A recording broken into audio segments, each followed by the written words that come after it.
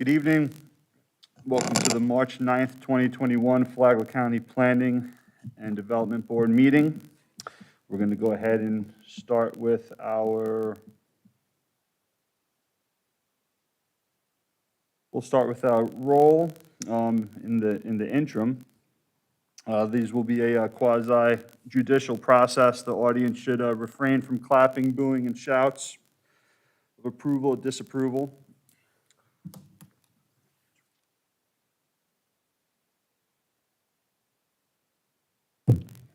Michael Boyd. Here. Tim Connor. Mr. Corbett advised us he's not able to make it this evening. Mike Goodman. Mark Langello. Anthony Lombardo. Present. And Mr. Fernando Melendez is our new member, and he's... I'm present, thank you.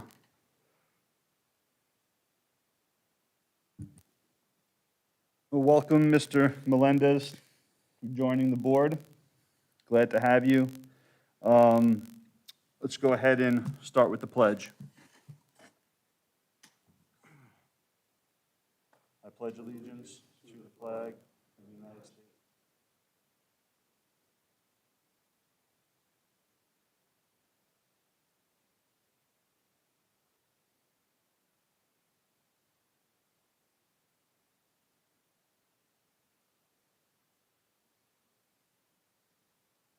Procedure as follows. The staff will have 10 minutes for their presentation. Applicant will have another 15 minutes. Then we'll move to public comment, 3 minutes per speaker. And then the applicant could come back up for another 10 minutes if need be. Our first application, application 3241, special exemption for request for a guest house in the agricultural district. Mr. Minkle?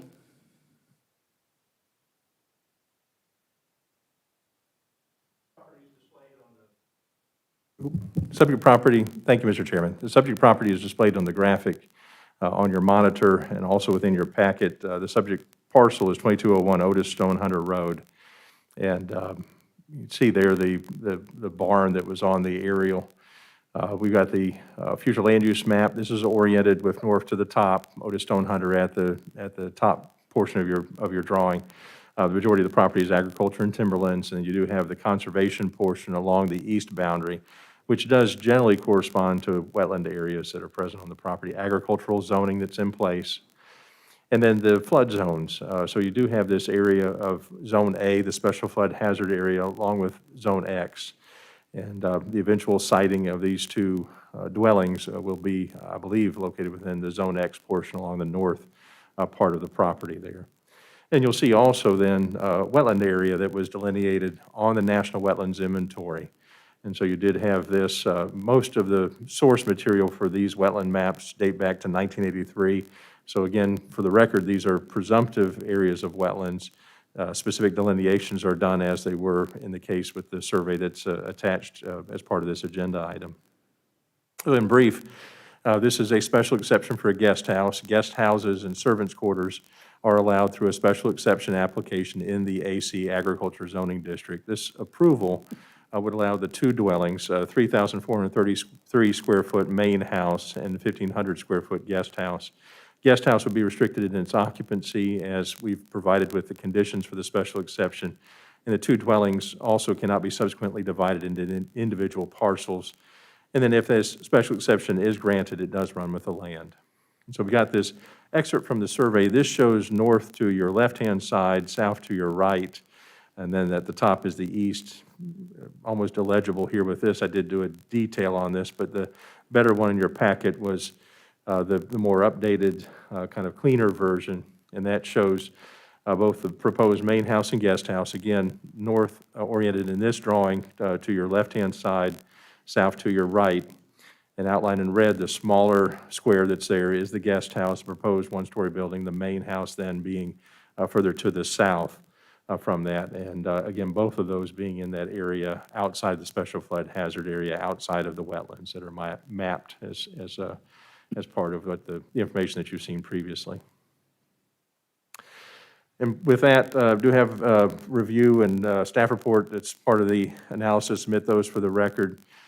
We do have the 3 possible recommendations we provided to approval with some conditions that we've provided. Special exception runs with the landowner or contractor to obtain all permits prior to commencement of work. Parcel shall remain under single ownership and not be subdivided.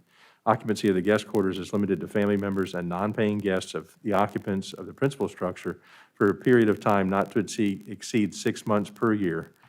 The 5th recommended condition, while there are presently 2 electric meters serving the parcel, should there ever be cause to abandon or reconstruct the electric service, owner agrees to utilize a single meter in connection for power, and then maintain a single on-site sewage disposal system being the final item there.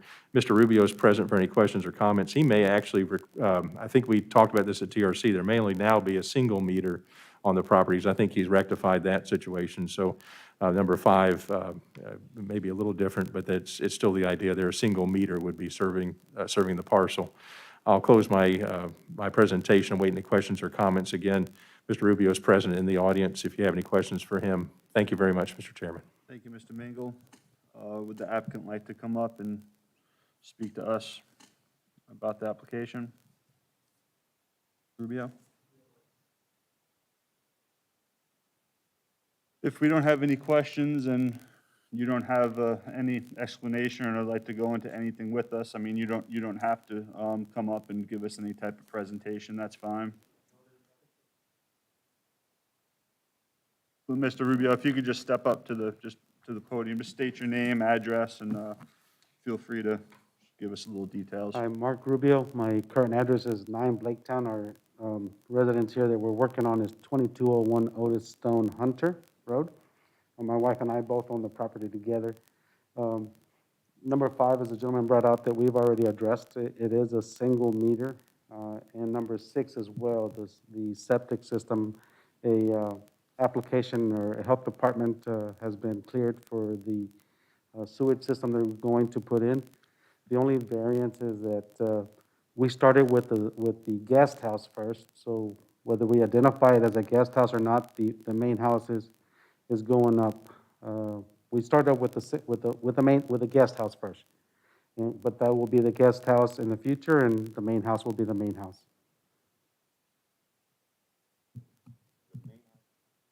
No, Mr. it's- Goodman, your microphone. Sorry. My question is, so the main house is not constructed yet? Correct. Neither is the guest house. So the guest house, because of finances purposes, we started with the guest house first, because will be, I don't know if it's relevant, but it'll be paid cash instead of finance. And so we went with the smaller one first, and that's still in process right now. It's still under permit. We're ready to move on to the next phase of it. Thank you. I have a question. So is the guest house going to have a stove and range and everything in it?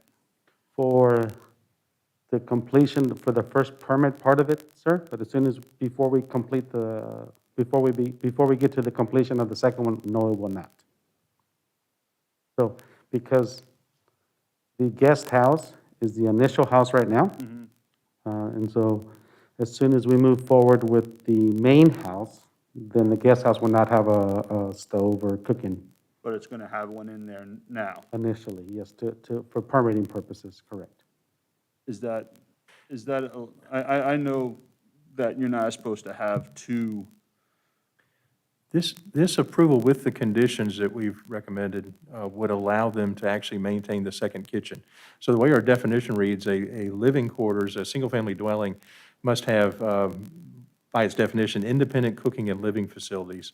We've always considered that to be a kitchen with a stovetop. And so this grant of a special exception would allow that kitchen to remain intact, the stovetop to remain there, subject to the conditions, the 6-month restriction on residency.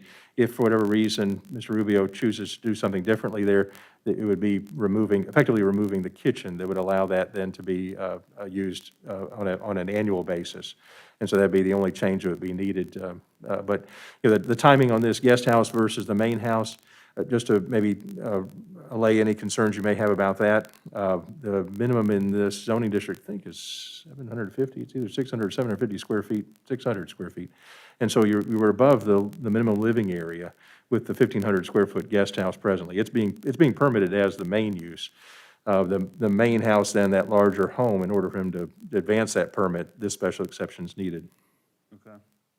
And theoretically, he'll be allowed to keep, if he wanted to, he could keep that stove in the He guest can. house if he wanted to, when it comes time to build the main house. Subject to these conditions if the special exception is granted tonight. Okay. Thank you. Thank you. Good? Good? Anyone you, have Mr. any Adams. questions for the I'll applicant? make a motion to, Give me, let's not jump ahead of anything. ahead.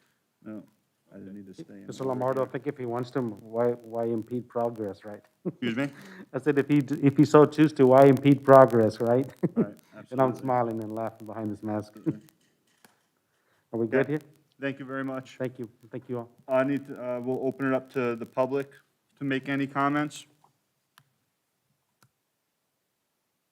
Since there's no public comments, any questions for Mr. Mingle or our applicant?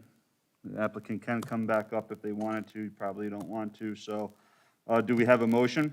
Yes. I'd like to make a motion to approve as stated in Second. the options for the board under 1, 2, 3, and 4, and 5, and 6. But the gentleman just said that 5 and 6 are taken care of, so. I second all that.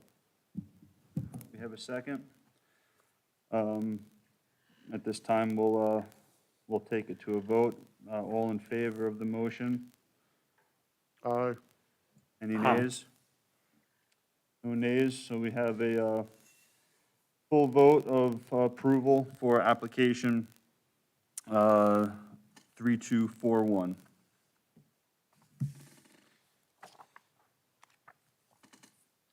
Application number 2 is also a quasi-judicial application. I don't know if I might have missed that on the first one.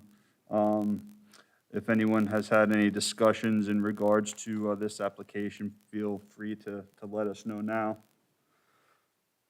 Okay.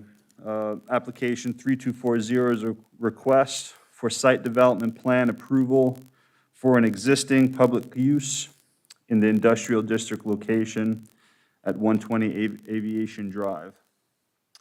At this time, I'll turn it over to Mr. Mingle for staff presentation. Thank you, Mr. Chairman. Here's the location of the proposed lease area, and so you can see, basically in the center of the aerial, also included within your staff report, the existing tower site and the lease area that's there. Off to your bottom right is that former Embry-Riddle facility, the parking lot for that facility. And so this is the general location on the airport property where the lease location will be located. Our land use map there showing the industrial and agriculture, industrial and PUD zoning, with the PUD noted as expired within our description of the adjacent property. Again, you can see through this overlay, you can see the site on this graphic. And then flood zone, showing that it's not within any special flood hazard area.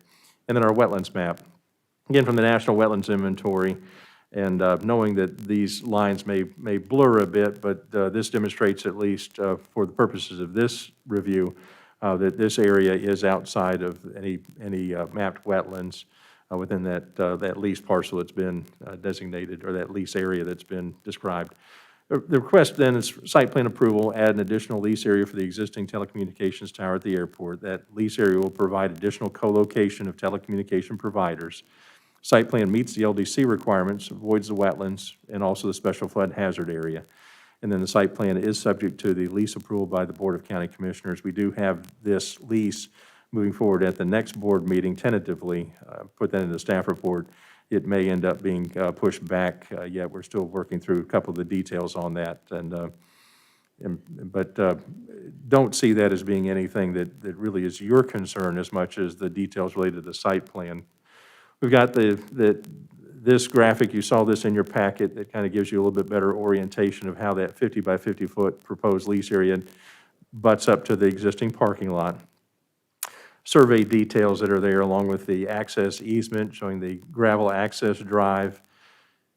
And then you've got the first of several sheets that talk about the landscaping, the details there. You saw the notation that we had about the moving of the proposed utility H-frame. And so this packet, and what you had online, what you received also in large format with the signature and seal date to match your digital, this shows that location, that H-frame being where that cabling comes in. And intuitively, that should be closest to the tower site. That's that point of access where it comes in from the tower and then goes into their prefab buildings that they have within the lease area itself. The buffering provided along that southeast portion of that lease area adjacent to the parking lot where we would want the buffering to happen.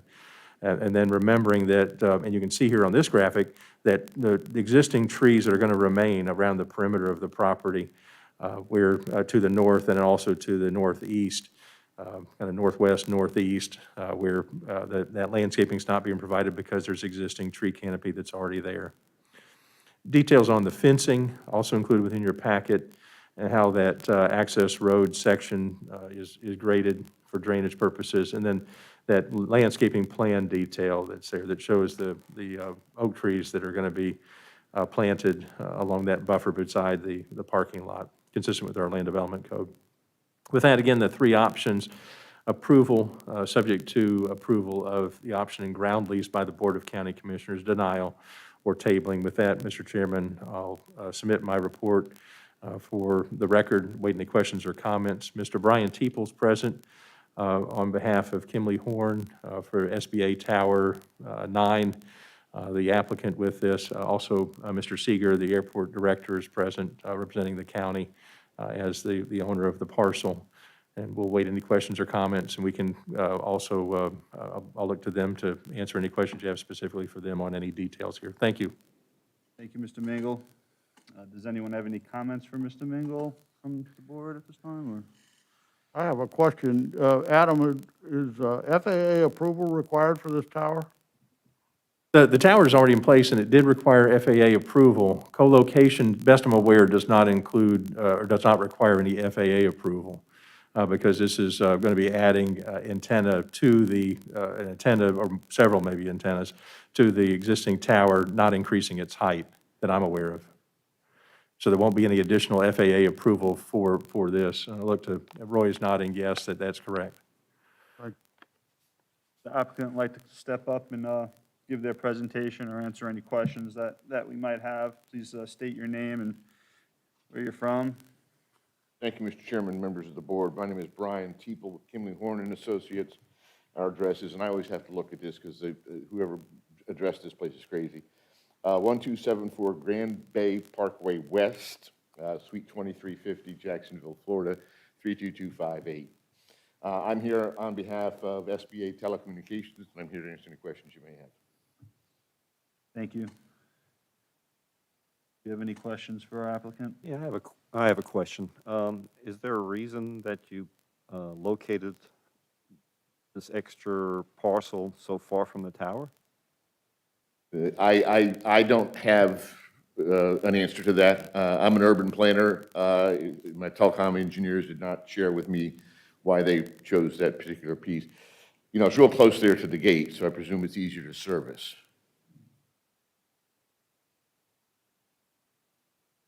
Thank you. Thank you.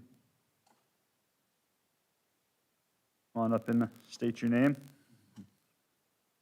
Good afternoon, gentlemen. My name is Roy Seeger, Director of Flagler Executive Airport.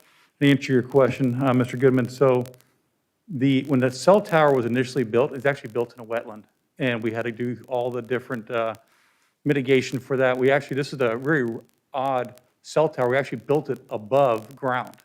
It's all on elevated platforms. So, and it's only, their lease area for that cell tower is only 80 by 80. So that's why it's separate from where it's at. Thank you. And also wanted to, also for you, Mr. Connor, yes, it does require FAA approval. Everything that is ever done on an airport, whether it's putting up a fence or even, not necessarily a concrete slab, but even a fence would need FAA approval. And so this project would obviously be submitted to that process as you go through. Correct, right. They submit what is called a 7460 to the FAA. They take a look at it and they come back and say yay or nay, but they're just making sure it's not going to be a hazard to air navigation, which it's not. All right, thank you. Is that approval done before, or has it been done already, or? is They're it in the done process, In the process? in the process. Mhm. Okay. Any other questions for me right now? Thank you. Okay, thank you.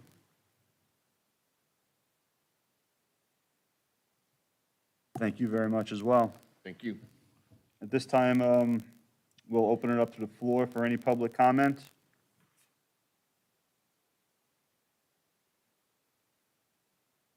Applicant obviously doesn't need to come back up. At this time, we'll close public hearing. Does our board have anything to discuss over this, or can we go to a motion? I'll make a motion to approve. I make a motion to approve the site plan consistent with Adam's presentation. Have I'll second. very much, gentlemen. I will take it to a vote. All in favor of the motion? Aye. Any nays? All right, we have full approval for application 3240. We have any other board comments? I'd like to, once again, Mr. Melendez, Thank you. welcome. Welcome to our board. We look forward to seeing you every month. Any public comment at this time?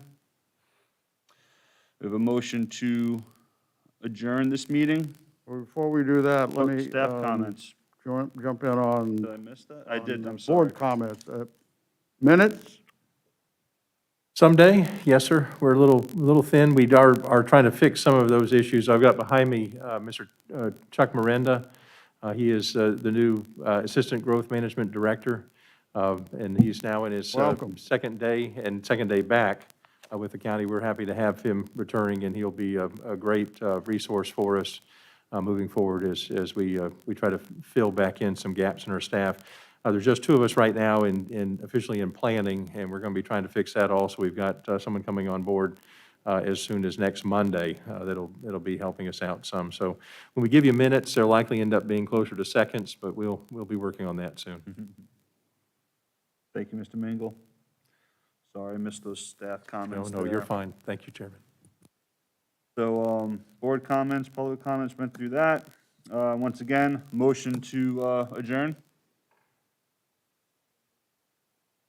Second that motion? I'll second it. All right. Meeting adjourned. Thank you very much.